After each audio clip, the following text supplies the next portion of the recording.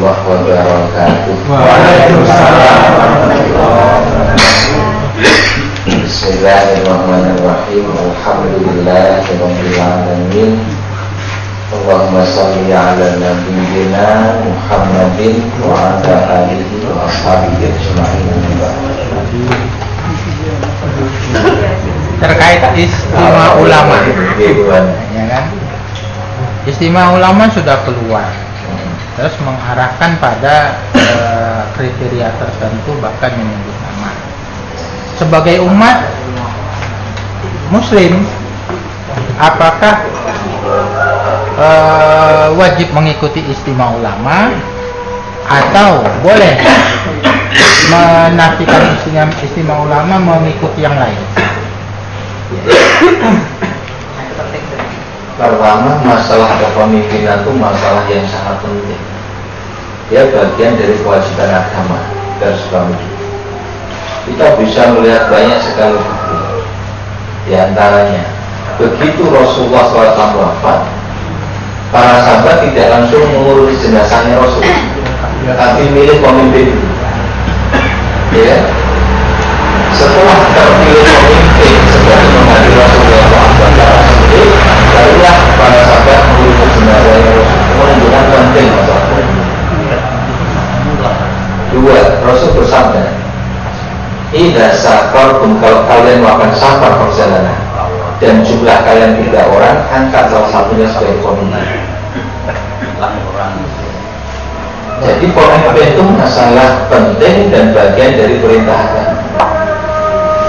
Kalau perjalanan 3 orang saja itu wajib ngangkat salah satu dari pemimpin, apalagi perjalanan negara, perjalanan bangsa. Dan yang diangkat sebagai pemimpin ada kriteria kelayakan untuk dipilih. Quran maupun hadis menjelaskan itu. Ya. Dalam kasus Talut misalnya disebutkan basmatan fil ilmi wal jism, punya keluasan ilmu, kekuatan fisik.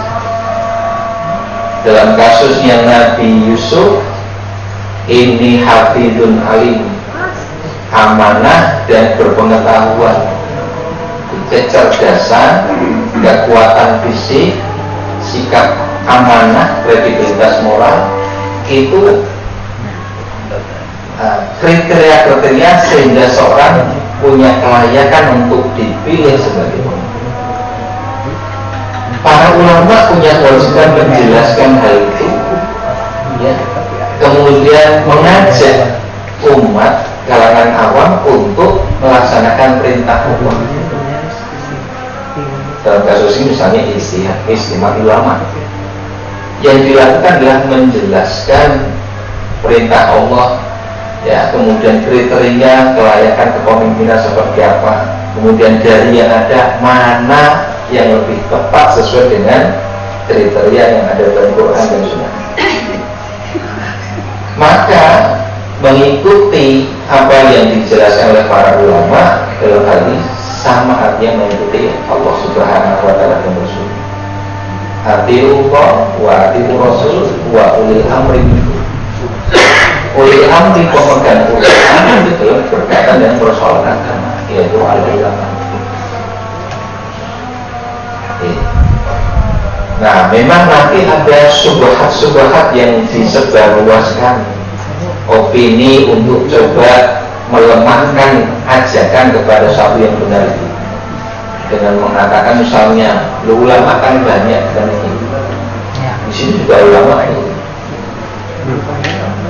Nah, kembali lagi itu tadi, selain disampaikan Pak ya tadi, ini ulama ul khair atau ulama usul? Oh ya, bukan kan? Ulama ul khair atau ulama usul? Ulama yang baik, kalau yang jahat, sama-sama ulamanya. Jadi sudah clear ya Pak? Ya. Clear. Sebelum sholat minta apa nanti? Mau bisa? Salat juga kan? Satu pertanyaan lagi. Dul Gibran. Baik, terima kasih. Assalamualaikum warahmatullahi wabarakatuh. Terkait dengan tadi yang disampaikan Ustaz Muhammad, seorang yang selalu berdoa meminta berbagai macam permintaan, kadang-kadang kadang-kadang malu kok permintaannya banyak sekali. Tapi justru Allah telah memerintahkan untuk doa itu meminta. Tetapi kemarin saya sempat ada diskusi di pengajian itu, ada seseorang yang mengatakan bahwa saya itu setelah sholat itu tidak pernah berdoa untuk meminta. Jadi rezeki dan sebagainya dia itu pasrah. Dan kenyataannya dalam kehidupan dunianya dia itu sukses terus. Kemudian dia juga tidak pernah mengeluh, artinya pasrah ketika misalnya dia seperti cobaan, misalnya usahanya di dunia bangkrut gitu ya. Itu juga dia, ya ini sudah takdir Allah. Jalannya Allah seperti itu, dia tidak pernah mengeluh, tidak pernah meminta masalah ini bangkrutnya ini cukup di, tapi dia pasrah gitu. Yang penting menurut dia itu dia beribadah dengan baik, ya. Kemudian mengikuti perintah Allah, kemudian istilahnya dia mengatakan yang penting kita itu menjalankan hati Allah. Apa yang dia perintahkan, yang kemudian barangnya bagus, sodakohnya juga luar biasa dan sebagainya. Tapi dia mengatakan sendiri bahwa tidak pernah meminta, karena rezeki itu juga tergantung Allah.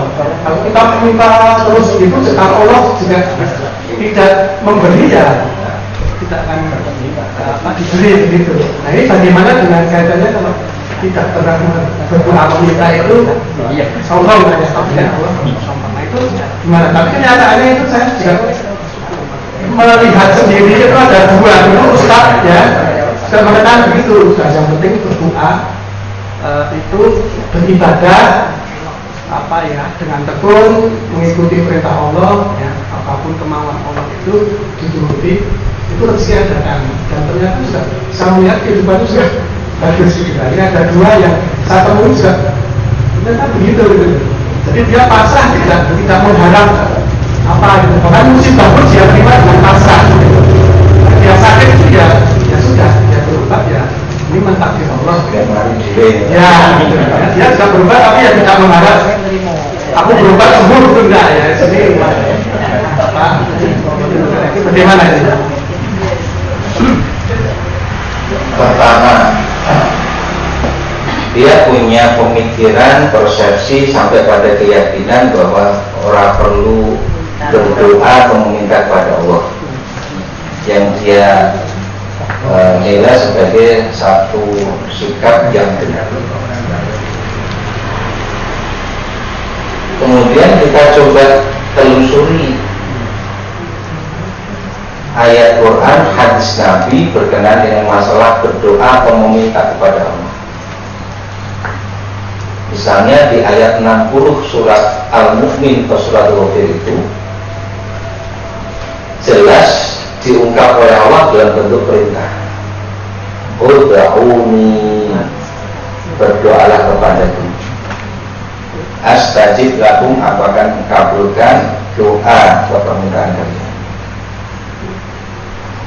Kalimat setelahnya itu yang kemudian menjadi penjelas dari orang yang tidak mau berdoa karena Allah perintahkan berdoa. Kalimat berikutnya, innal ladina yastakbiruna an ibadati. Sesungguhnya orang-orang yang menyombongkan diri dari beribadah kepadaku. Nah, muncullah di sini pertanyaan, siapa yang Allah maksud dengan yastakbiruna an ibadati? Menyombongkan diri dari beribadah padaku setelah perintah untuk berdoa. Dari situlah para ulama tafsir mengatakan berarti yang Allah maksud sebagai orang yang menyombongkan diri dari beribadah kepada Allah adalah tidak mau berdoa. Allah perintahkan berdoa, dia tidak mau berdoa pada Allah, berarti dia menyombongkan diri dari beribadah kepada Allah. Kok disebut sebagai ibadah? Karena doa itu ibadah. Ad-doa wal ibadah, kata Nabi. Doa itu adalah ibadah. Dari sini kita dapat pemahaman baru lagi, bahwa doa itu bukan semata-mata permintaan, tapi doa itu adalah ibadah.